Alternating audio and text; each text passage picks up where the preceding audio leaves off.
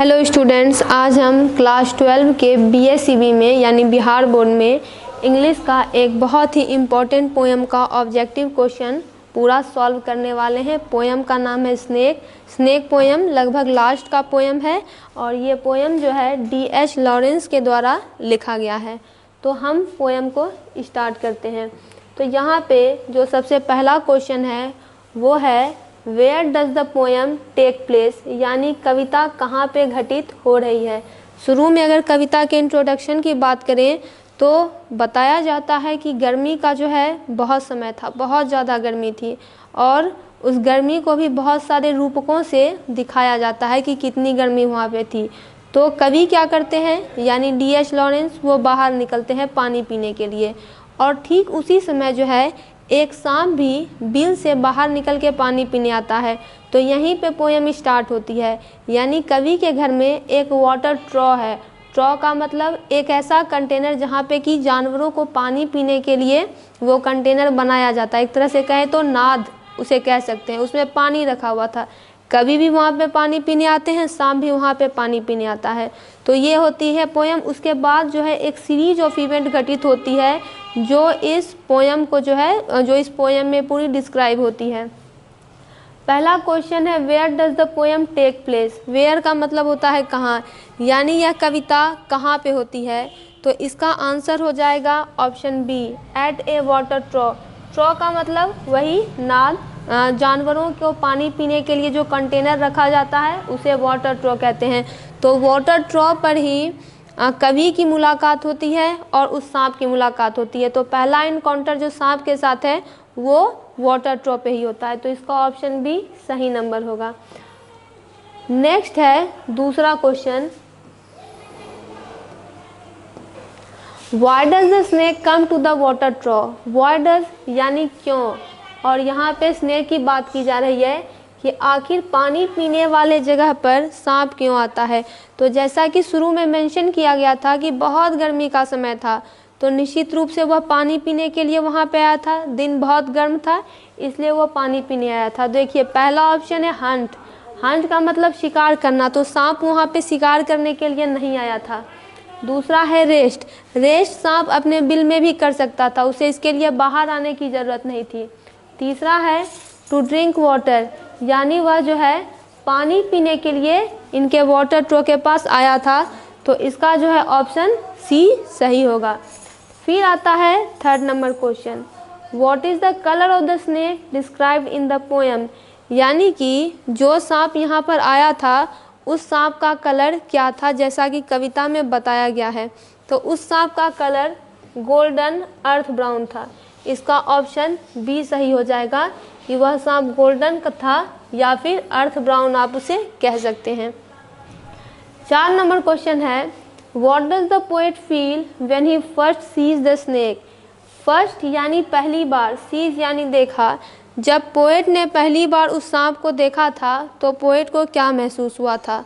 तो इसका जो है पहला ऑप्शन है एंगर। तो क्या कवि को गुस्सा आया था, ऐसा कहीं नहीं हुआ था, रॉन्ग ऑप्शन है। दूसरा है जॉय, तो ये भी रॉन्ग ऑप्शन है। खुशी की बात करें तो ऐसा भी नहीं था। तीसरा ऑप्शन है इसका फियर यानी कि डर, मिक्स्ड विथ एडमायरेशन। मिक्स्ड यानी मिला हुआ, एडमायरेशन यानी प्रशंसा से भरा हुआ। यानी जब उन्होंने सांप को देखा तो उन्हें डर भी लगा क्योंकि सांप काट सकता है जिससे इनकी मृत्यु हो सकती है। लेकिन साथ ही साथ जब उन्होंने सांप को देखा कि ये इनके घर पर खुद आया है तो इन्हें बहुत ही प्रशंसा हुई। ये उसकी तुलना बहुत सारी चीज़ों से करने लगे। तो ऑप्शन सी इसका सही आंसर है। 5 नंबर है what does voices of his education tell him to do. Voices of his education यानी कि शिक्षा की आवाज़। वॉइसेस यानी आवाज़, एजुकेशन का मतलब है शिक्षा। उनकी शिक्षा की आवाज़ ने उन्हें क्या करने को कहा। तो देखिए जैसे उन्होंने पहली बार स्नेक को इनकाउंटर किया यानी पहली बार उनको देखा तो उनकी शिक्षा ने उन्हें कहा कि तुम्हें इसे तुरंत मार देना चाहिए, किल द स्नेक, यानी कि तुम इस सांप को मार दो। क्योंकि ऐसा इन्हें एजुकेशन में बताया गया था कि सांप जहरीले होते हैं, सांप सामने वाले को काट सकते हैं जिनसे उन्हें नुकसान हो सकता है, यहाँ तक कि उनकी मृत्यु भी हो सकती है। तो इन सब चीज़ों से बचने के लिए सबसे बेहतर उपाय यह है कि सांप को देखते ही उसे ख़त्म कर दो। 6 नंबर है what does the poet throw at the snake. तो उनकी शिक्षा की आवाज़ उन पर हावी हो जाती है और ये क्वेश्चन वही है। What does the poet throw at the snake, throw का मतलब फेंकना। अब सांप को मारने का डिसीजन उन्होंने कर लिया। अब देखिए सांप आया, धीरे धीरे पानी पी रहा था और उसने पोएट की तरफ जो है बहुत ही अस्पष्ट रूप से देखा, यानी उसकी इसमें कोई रुचि नहीं थी। वो पानी पीने के लिए आया था और उसके बाद वो चला जाता। लेकिन चूंकि कवि उनसे बहुत डर गए, सांप से डर गए, तो अब कवि ने भी इरादा कर लिया था कि अब सांप को मारना है। उसके लिए पूछा जा रहा है कि वो सांप पर क्या फेंक देते हैं। तो पहला यहाँ ऑप्शन यहाँ पे आता है ए स्टिक, क्या लकड़ी फेंका गया था। तो एक प्रकार की लकड़ी ही कह सकते हैं, लेकिन आगे के ऑप्शन देखिए, स्टोन पत्थर नहीं फेंका गया था, लॉग भी नहीं फेंका गया था, तो एक क्लमसी पीस ऑफ फायरवुड फेंका गया था। क्लमसी का मतलब होता है टेढ़ा मेढ़ा, यानी जिसका कोई रेगुलर पैटर्न ना हो, टेढ़ा मेढ़ा हो। पीस का मतलब टुकड़ा, फायरवुड मतलब जलाने वाली लकड़ी, यानी कोई टेढ़ा मेढ़ा जलाने वाली लकड़ी जो है उन्होंने फेंक दिया। तो ऑप्शन डी इसका सही होगा।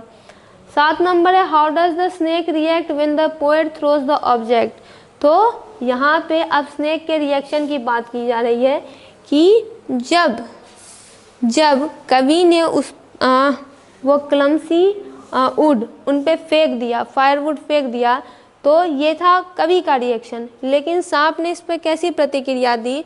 तो सांप क्या करता है, वह तुरंत जो है अपने होल में चला जाता है, यानी it retreats quickly into the hole, यानी उसने पानी पी ही लिया था लेकिन फिर भी वह जो है तेज़ी से अपने होल में चला जाता है कवि से बचने के लिए।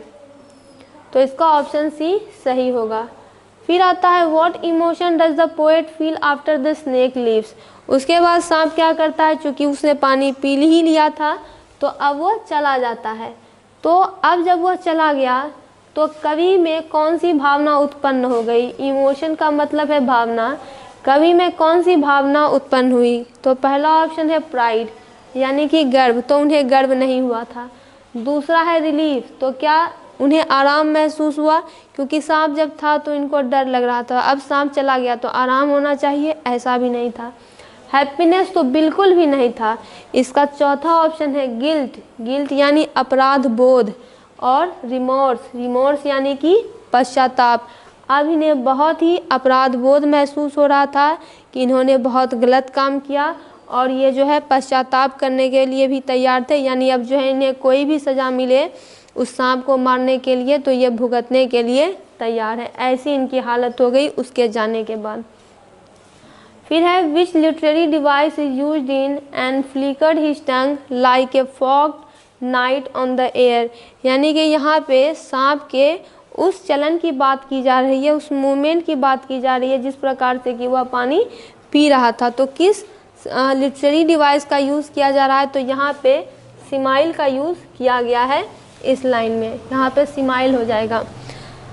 10 नंबर है what does the snake symbolise in the poem. Symbolise का मतलब होता है प्रतीक। यहाँ पे सांप किस चीज़ का प्रतीक है, तो वह नेचर्स के इनोसेंस का प्रतीक है, यानी प्रकृति की निर्दोषता का प्रतीक है।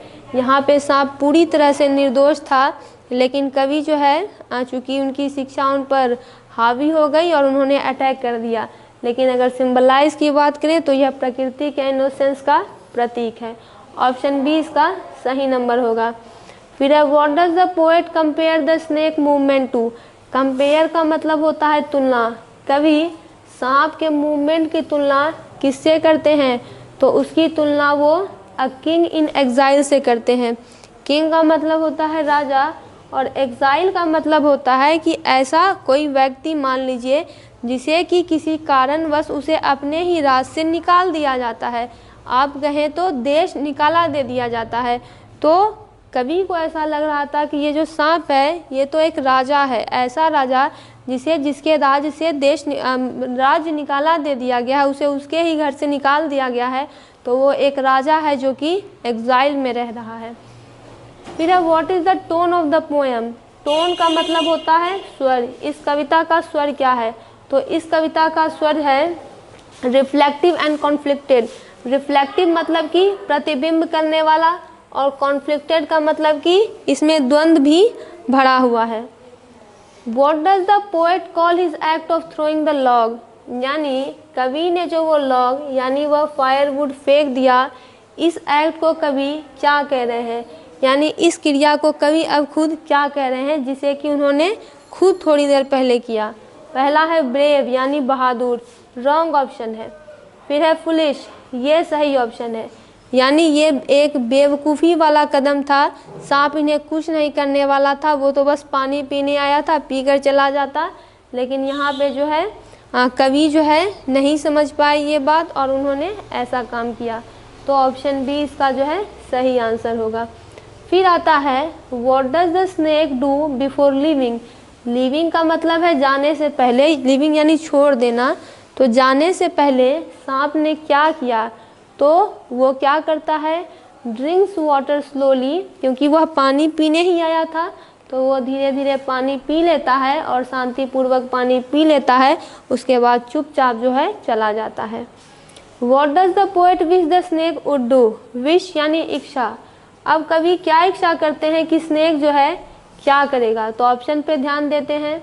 यहाँ पे पहला ऑप्शन है लीव क्विकली और दूसरा है स्टे लॉन्गर। तो यहाँ पे स्टे लॉन्गर वाला सही होगा, क्योंकि बाद में कवि को लगने लगता है कि सांप जो है काश थोड़ी देर और रुक जाता या इन्हें देख पाते। तो ये सारी और भी भावनाएं थी जो कि कवि के मन में चल रही थी। What is the poet's final feeling toward the snake? यानी अंत में कौन सी भावना कवि में आई स्नेक के प्रति? तो पहला है हेट्रेड, तो इन्हें नफरत तो बिल्कुल भी नहीं हुआ। इंडिफरेंस, अंतर भी नहीं हुआ, बल्कि इन्हें एडमायरेशन थी स्नेक के प्रति, यानी प्रशंसा थी। और रिग्रेट थी। रिग्रेट का मतलब कि पछतावा था, इन्हें बहुत ज़्यादा पछतावा था कि कोई सांप इनके यहाँ पानी पीने आया था जो कि एक गेस्ट की तरह था, अतिथि की तरह था, लेकिन इन्होंने उसका सत्कार करने के बजाय उन्हें मारा। तो ये एक पाप इन्होंने किया जिनका पश्चाताप करने के लिए ये तैयार थे। और दूसरा है कि सांप इतना खूबसूरत था और भी बहुत सारी बातें थी, तो प्रशंसा की भावना भी जो है यहाँ पे उनके मन में सांप के प्रति थी। 17 नंबर है which theme is central to the poem. Central का मतलब होता है केंद्रीय और थीम का मतलब होता है विषय। कौन सा विषय इस कविता में केंद्रीय है? तो क्या युद्ध की बात नहीं की जा रही।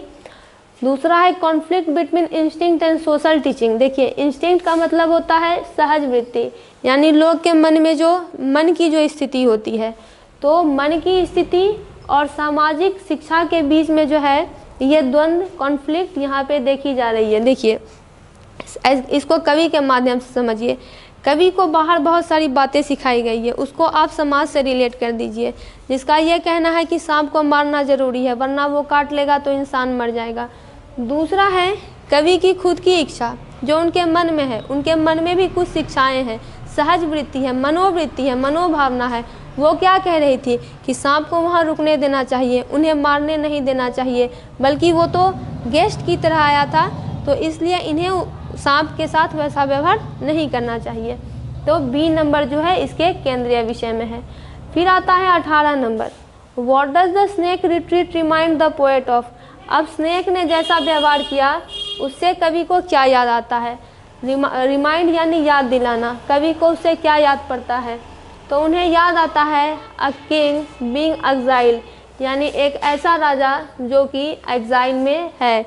जैसे कि वो चला गया वहाँ पे छोड़कर, सांप पानी पीता है और उसके बाद चला जाता है, तो कवि को लगता है कि ये तो कोई राजा है जो कि जिसे अपने ही राज से निकाल दिया गया है और यह एकांत में रह रहा है।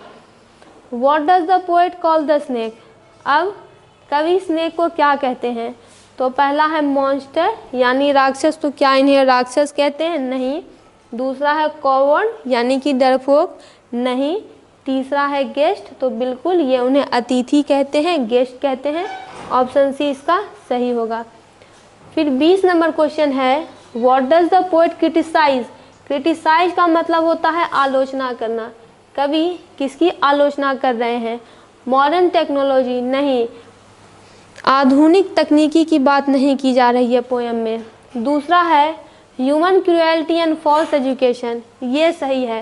ह्यूमन क्रूएल्टी का मतलब होता है निर्दयता, यानी मानव कितना निर्दयी है जो कि एक मासूम से जीव को मारता है, वो भी बिना सोचे समझे। तो मानव निर्दय है, मानव की निर्दयता को यहाँ दर्शाया गया है।